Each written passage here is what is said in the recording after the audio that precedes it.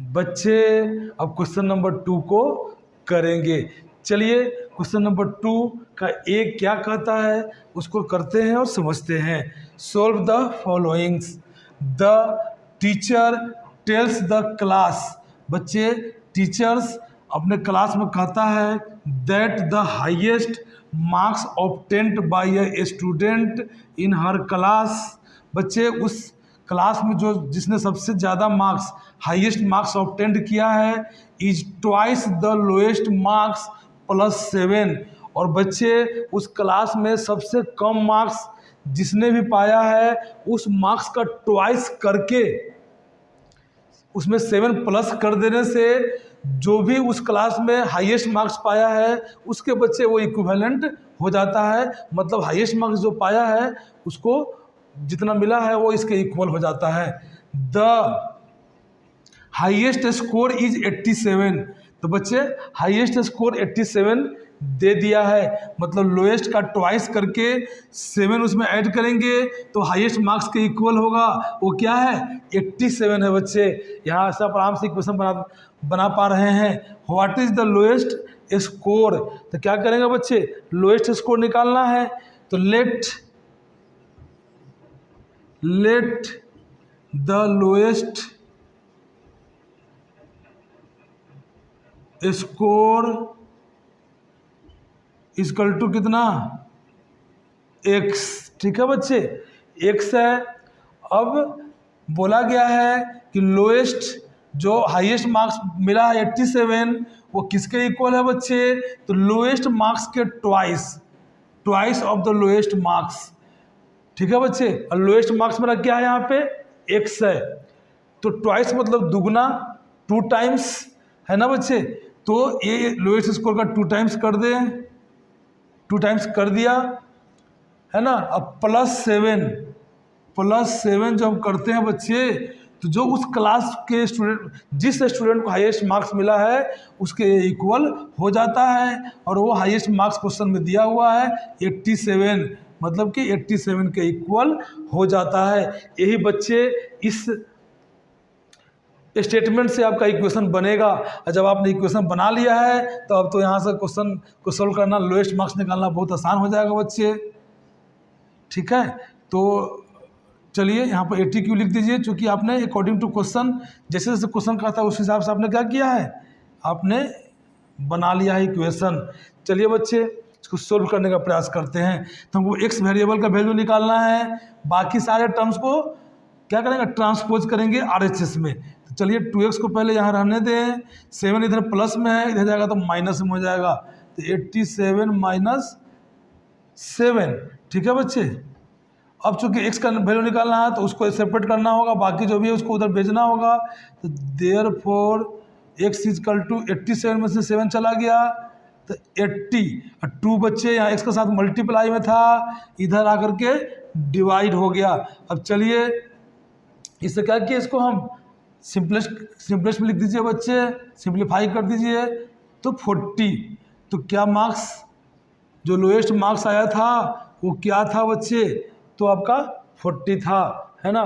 तो what is the lowest score लिख देंगे, hence the lowest score equal to 40।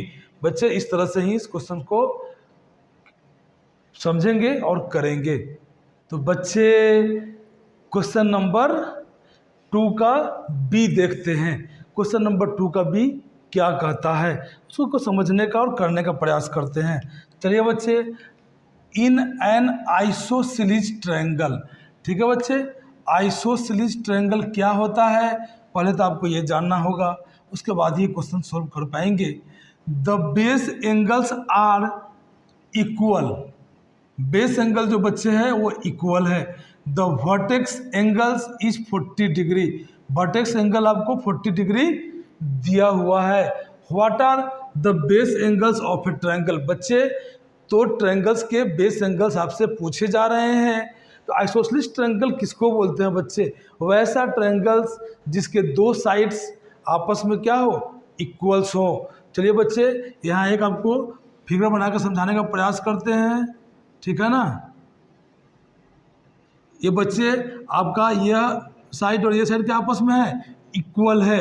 ठीक है ना। और बेस एंगल यही आपका क्या है, बेस एंगल, यही आपको निकालना है, ठीक ना। और वर्टेक्स एंगल दिया हुआ है, ये वर्टेक्स एंगल आपका यहाँ पर 40 डिग्री दिया हुआ है, ठीक है बच्चे। दो साइड इक्वल, तो दोनों अपोजिट एंगल भी इक्वल, जितना एंगल ये उतना एंगल ये बच्चे ट्रायंगल का प्रॉपर्टीज है, ठीक है। कि अगर दो साइड्स इक्वल हैं तो उसके अपोजिट दोनों एंगल भी आपस में क्या होंगे, इक्वल होंगे। इस बात को आप ध्यान में रखेंगे और क्वेश्चन को सॉल्व करेंगे। बच्चे जब हम लोग ज्योमेट्री पढ़ेंगे उसमें सारी बातें और अच्छी तरह से क्लियर आपको हो जाएगी, और आपने 7th में पढ़ा होगा तो इस बात को जाना होगा। चलिए बच्चे, तो हम क्या करते हैं, हमको बेस एंगल निकालना है। जो निकालना है उसको लेट कर लेते हैं, let the base angle of an isosceles triangle equal to x degree, ठीक है बच्चे। जैसे ही इसको हम x डिग्री माने तो ये भी क्या हो गया आपका x डिग्री, चूंकि दोनों एंगल क्या होता है आपस में इक्वल होता है, तो x हो गया, ठीक है बच्चे। और हम जानते हैं कि किसी भी ट्रायंगल के तीनों इंटीरियर एंगल का सम 180 डिग्री होता है। एंगल सम प्रॉपर्टी जो रूल्स है बच्चे, उससे हम जानते हैं कि ट्रायंगल के तीनों इंटीरियर एंगल का सम जो होता है वो 180 डिग्री के इक्वल होता है। तो उसी का बच्चे यहाँ यूज करेंगे, है ना, और हम अपना क्वेश्चन को सोल्व करेंगे। तो यहाँ वी नो दैट, हम जानते हैं कि द सम ऑफ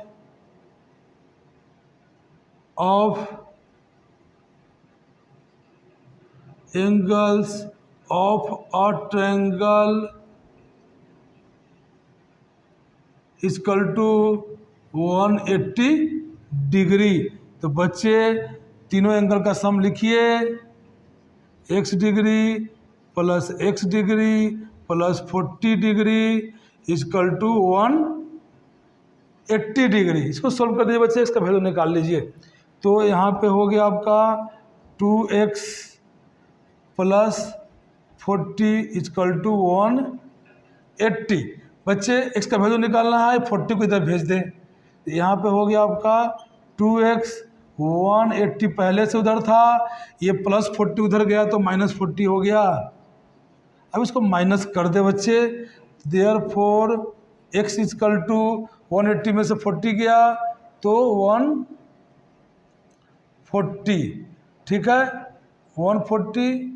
अब बच्चे यहाँ 2x के साथ मल्टीप्लाई में था, इधर आया तो डिवाइड में आ गया। इसको सिंपलेस्ट कर दे बच्चे, 70 आएगा। तो x का वैल्यू कितना आ गया आपका 70 डिग्री। तो बेस एंगल पूछा था कितना, 70 डिग्री, ये भी 70 तो ये भी 70, तो बेस एंगल आपका निकल के चला आया 70 डिग्री। यही इस क्वेश्चन का आंसर हो गया।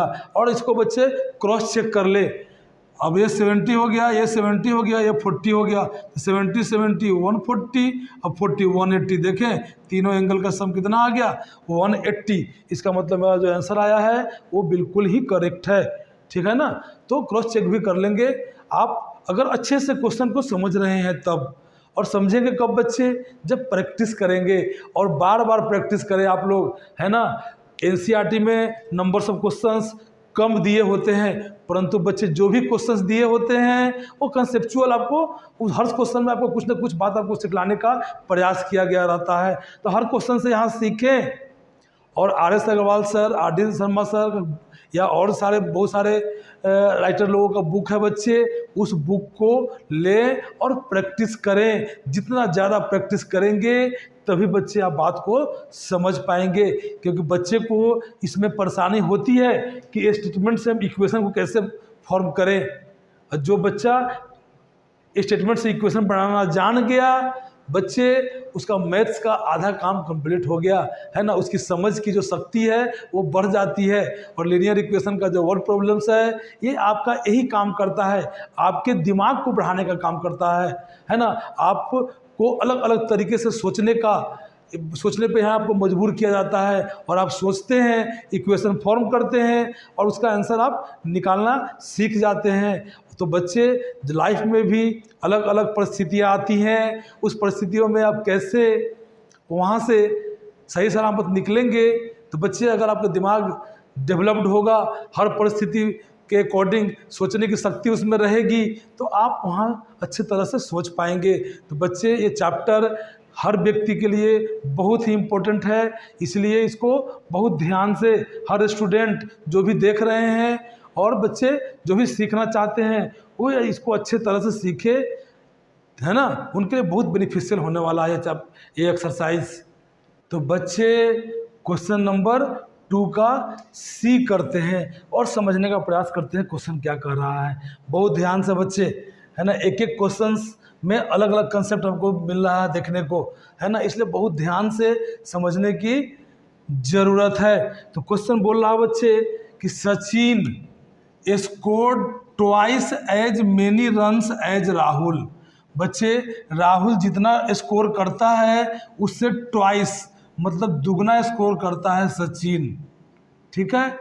टुगेदर दोनों साथ में, their runs fell two short of a double century, ठीक है बच्चे। दोनों का अगर रन मिला दिया जाता है तो वो डबल सेंचुरी से 2 कम हो जाता है, कम रहता है बच्चे।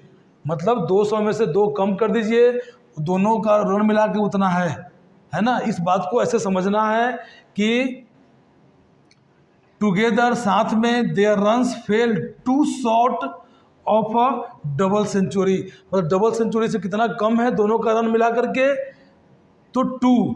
How many runs did each one score. तो बच्चे दोनों ने कितना कितना रन बना रखा है आपको ये निकाल करके लाना है।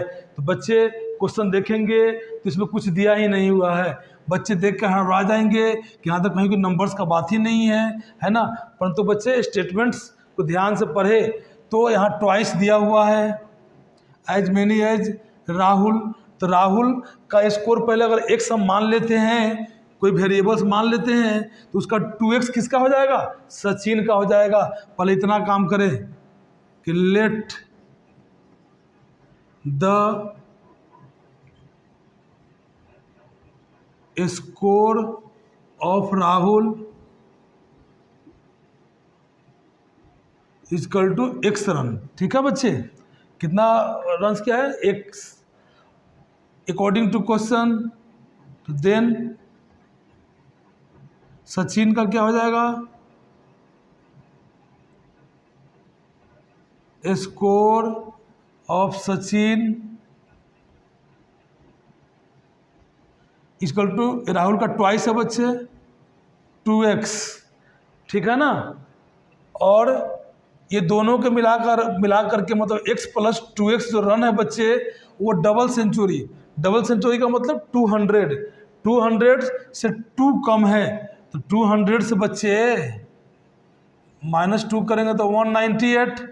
ये जो नंबर ये दोनों मिला के जितना स्कोर किए हैं वो कितना है 198। तो चलिए 80Q से राहुल का स्कोर प्लस सचिन का स्कोर यह है कितना 198। बच्चे इक्वेशन आपको मिल गया है, यहाँ से आप x का वैल्यू निकाल दे तो आपका राहुल का और सचिन का भी निकल के चला आए। तो चलिए x और 2x मिलकर कितना हो गया यहाँ पे 3x 198। बच्चे 3x का मल्टीप्लाई में है, इसको भेज देंगे RHS में, डिवाइड में चला आएगा। x equal to 198/3। इसको बच्चे चलिए सिंपलेस्ट करते हैं, 6 3 जा 18 और 6 3 जा 18, x का वैल्यू आ गया 66। मतलब कि राहुल का स्कोर कितना है 66 और उसका ट्वाइस कर देंगे तो सचिन का स्कोर निकल के चला आएगा। तो therefore the score of Rahul is equal to कितना बच्चे, x मतलब कि 66 रन्स और द स्कोर ऑफ सचिन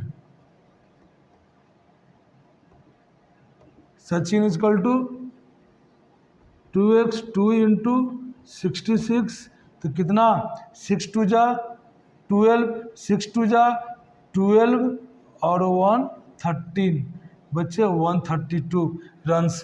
ये बच्चे आपका आंसर निकल करके इस क्वेश्चन का आया। तो देखिए कैसे समझना है क्वेश्चन को, आपको कितना ध्यान से क्वेश्चन पढ़ने की ज़रूरत है ना, और ध्यान पूर्वक क्वेश्चन करने की ज़रूरत है।